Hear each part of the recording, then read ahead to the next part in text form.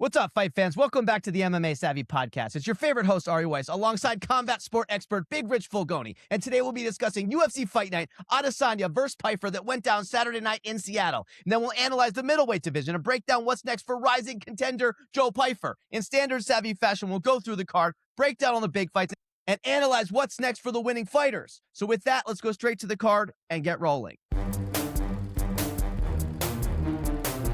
Okay, Big Rich. Before we get into my boy Joey Pyfer and what he did over the weekend, let's get your feelings on the other big hits from the night, the Grasso crazy stoppage, a couple other guys you want to bring up. What were your feelings? I mean, the whole card was a big hit. I think we could all agree that has to be the best card of the year so far. Not only were there great fights on the prelims and the main, but I mean, 6 finishes, 6 fights, 6 finishes, insane. But I think some of the storylines there were big, and just the matchmaking was really good, right? Like, you know, I've been bashing them a lot, you know, for some poor matchmaking and some light cards, but I got to give it up for UFC Seattle, and the fans showed up and showed out. Grasso, I mean, we all pretty much thought she was dead career-wise as far as having, you know, belt aspirations again. She just seemed so flat in those last 3 performances, and she came back to remind us with a vengeance. That was one of the most electric, crazy knockout finishing sequence I've ever seen in MMA, let alone women's MMA. And for her to just have that peace of mind, you know, that punch reminded me of that punch that I think it might have been the opposite hand, but the mechanics of it when Usman knocked out George Masvidal in the rematch. Yeah. It was so clean, the head snapped back, and you could see them just lose consciousness. She drops down to the ground, and within split second, you know, she's being choked out. It was just gnarly. We hope she's okay, and it seems like she is. Another one that stuck out for me was on the undercard, Casey O'Neill, man. Did you see that knockout? I mean, I was saying after that knockout, this might be one of the best women's knockouts I've ever seen in my life, and then we see it in the co-main event. So incredible finishes. And then I just got to mention Bulgari.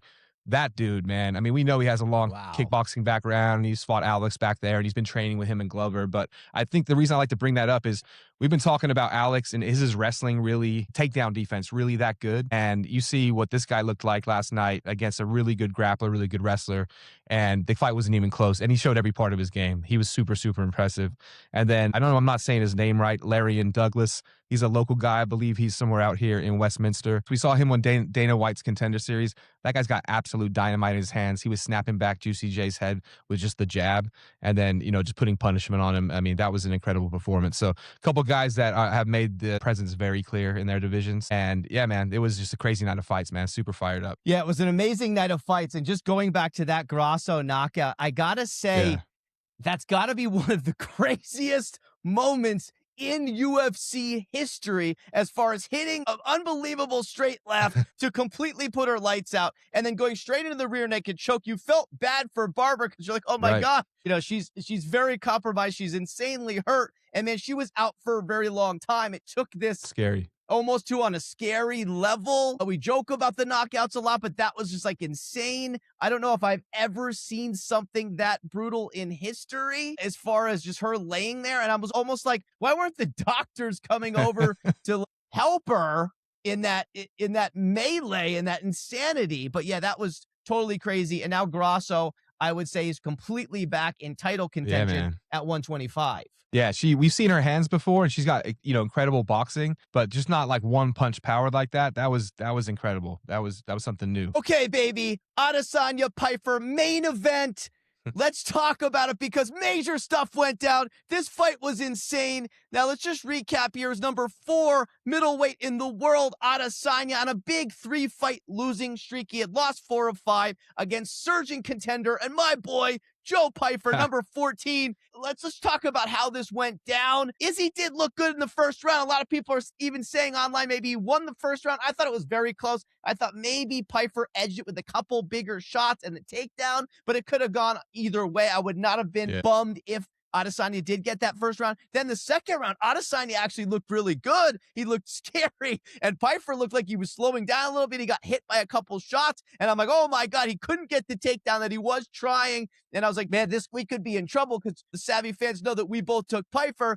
And then Joey, his power, he was resilient, baby. Izzy started to get into a brawl, which was the big mistake. He should have stayed in his normal game plan, his normal style of staying at range and having a nice kickboxing match and maybe win on points or slowly get a finish later as Joe got tired. He started brawling. Big mistake. Joe's power turned the fight. And then Izzy got a little wild, and then boom, takedown, mount. Next thing you know, stops him with punches. Unbelievable performance. Shocked the world there. Izzy done probably, and Pyfer now is a major issue. He's going to be number 4 in the world. Before I give you my big proclamations, Richie, what do you say to this fight? Yeah, man, body bags, man. He put the hands on Izzy. Look, I think I agree with you. I think the first round was close. I could see you giving it to Izzy. I know he landed more strikes, especially, you know, with the leg kicks, right? And he did a good job damaging that calf of Joe's lead leg, right? Which is definitely his strategy, and it was smart to do so. But I think it was a close round. There was a lot of control by Pyfer. He landed some big shots. Some of them just barely missed and grazed. But, you know, he put some nice, fast combos together. And then he got a takedown at the end. He only got like 1 or 2 elbows off right at the end. So there wasn't a lot of ground and pound or damage. So I think they probably edged Izzy for, you know, the striking. But yeah, fine with that round going to Izzy. Round 2, I think it was a little overblown. I don't know if it was the commentary or the online reaction. Pyfer did slow down for a second, right? I think he took a big body shot from Izzy, and it kind of took his win for a second. But I went back and rewatched it today, and man, his power, like you said earlier, is what changed the fight. Izzy, I think he thought maybe he hurt the leg a little more than he did, and Joe alluded to that in a post-fight interview. Then as soon as he started getting hands on Izzy after that, he did kind of stand and trade, thinking he had him hurt for a second. Just enough for Joe to hit him with a couple shots, and then next thing you know, we're having flashes back of Izzy Pereira too, where Izzy's up against the cage, and he's turtling it up, and is he playing a possum again? And I think maybe he wanted us to think that, but I don't think he was playing possum, man. I think he was already hurt by a couple of those shots from Joe, and then he tried to really bite down and go forward, and, you know, Joe put a few more hands on him, gets him down, and you know, had his back, rolled him over, you know, ground and pound. The rest is history. I think what we kind of analyzed in the fight lead up was that Izzy's still the same guy, and I think this is clear that he's not, right? Offensively, maybe he still has a similar speed, and his techniques, you know, of course, still awesome. He's got the fundamentals, but reactively, you know what I mean, to get out of the way of these punches, even those punches that barely missed early were just barely missing, you know what I mean? So it was going to be a matter of time before they connected. The one concern I had was the cardio of Pyfer. Like I said, he did slow down for a second there. He got it right back, because you saw as soon as he had control of Izzy, there was he wasn't looking tired. He could land all the punches he needed to do and do whatever he needed to do on the ground as well. So I don't think he was gassed by any means, but you're right. I think if Izzy did keep it at range and just went 5 rounds on the feet, I would have been concerned about Pyfer's cardio. So hopefully he can address that going forward. So yeah, let's talk about Joe Pyfer, man, because not only does he have bombs, he's got some of the craziest power in the division, okay? So he's got crazy stand-up, but then he's got amazing wrestling. And yes, it took a while for him to get the takedowns on Izzy. By the second round, he did. And then he also is a black belt in BJJ. So he's got the wrestling, he's got the submission skills, and then if you want to stand up, he's got the hands, he's got the physique. He's only 29 years old, and yes, the cardio is the one slight issue, but he seemed kind of fine there. Maybe he got tired for like a minute or so, and then he was fine. He still weathered the storm, just like the last fight, Magomedov. He had lost that first round. I was like, oh my God, and he weathered the storm and won that as well. So now he has the wrestling to maybe deal with the top level guys in the division, the Bahalyos, the Chimaevs, but he's got the stand-up to maybe deal with the DDPs and the Imavovs. So I'm going to make a bold proclamation here, Richie boy. Let's go. Pyfer, number 4 in the world currently. He's going to get a big matchup. He might get Bahalyo next, but if he gets Chimaev, he's going to walk through Chimaev easily, baby, because Chimaev's not going to be able to take him down, and you don't want to stand with this guy. He's got better hands than Chimaev. He could knock Chimaev down. He could stuff the takedowns, and if Chimaev wants to take him down, he might have the BJJ to reverse him to get a submission. So what does Chimaev do? And he's got the size. He's much bigger than freaking Burns. So Chimaev might not be able to push him around. So I'm saying right now, Pyfer not only becomes the champ of the world, but he beats Chimaev handedly, baby. What do you say to that? Wally's back with bold predictions. You know, I love it. I'm not going to say I agree with you, but I appreciate your moxie and getting behind a young buck, a young bull here in Joe Pyfer. So yeah, he's got all of the tools. To your point, he's a complete martial artist, and yeah, it is very interesting to see if he can sort of shore up that cardio a little bit. And then I think we probably need to see him tested once more against one of these top guys to really see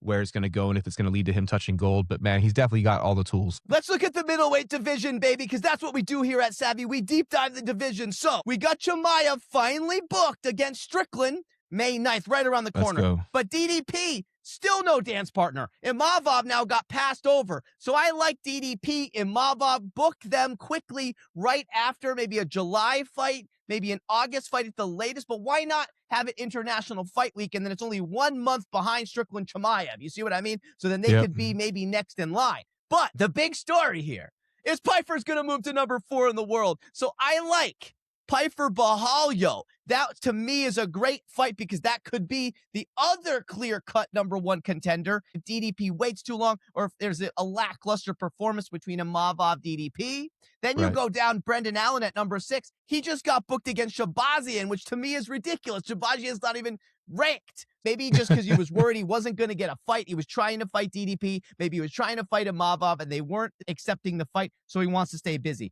Then you have Hernandez coming off the big loss. You have RDR going to 205. Whitaker going to 205. Cannonier, it looks like he's retired. Maybe he has one more. RoboCop, though, coming off the big win. CLD coming off the big win. So I feel like Hernandez might have to fight down against a Rodriguez or against the CLD because he had that pretty bad loss to Strickland, depending on how the chips fall at the top. And then you got Costa, pissing me off, Richie, also dancing to 205. Garbage fight there against your boy Mirzakhanov.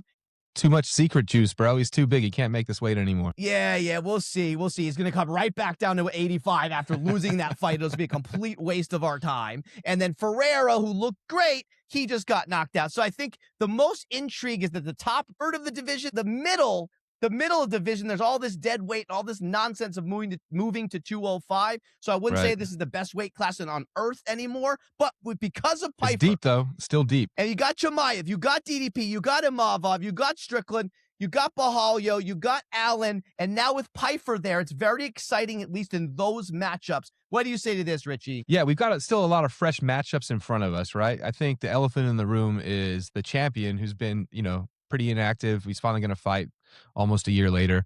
Is already pretty much indicated he's probably going to go up to 205 also. So you want to almost get through this and get, and if he does go up, let's just get through these next few fights and then really reset the division and go from there. I think that opens the door, obviously, for DDP to make a run back at it. But yeah, I agree with you. I think they should make that DDP fight against Imavov. There's a chance that maybe they pull Brendan Allen from his fight now against Shabazian and maybe match him up against Pyfer or something like that.